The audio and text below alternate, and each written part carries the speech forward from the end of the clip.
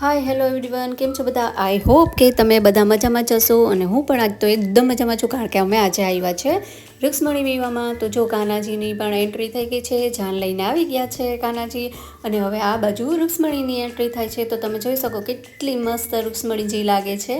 તો મેં દુલ્હન તો ઘણી બધી જોઈ છે, બટ આ જે બ્યુટી છે એ તો રૂક્ષ્મણી વિવાહમાં જ આવે છે, એ તો ફાઇનલ.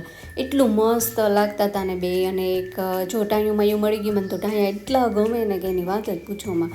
હું તો તરત રમાડવા જ માંડું, આવે કે ના આવે મારી પાસે. તો બસ જો હવે કન્યાદાનની ને એવી બધી વિધિ થાય છે. હકીકતે તો લગ્ન જો એક કૃષ્ણજીના હાથમાં છે કૃષ્ણજીની મૂર્તિ, અને રૂક્ષ્મણીની હાથમાં છે રૂક્ષ્મણીની મૂર્તિ. તો બસ જો એના બંનેના ફેરા ફરાય છે, અને વિધિ વિસાર જેવી રીતે ઓલા થાય ને લગ્ન, એવી રીતે જ થાય છે આ બધા લગ્ન. તો જો હવે ફેરાની રસમ ચાલુ થઈ ગઈ છે.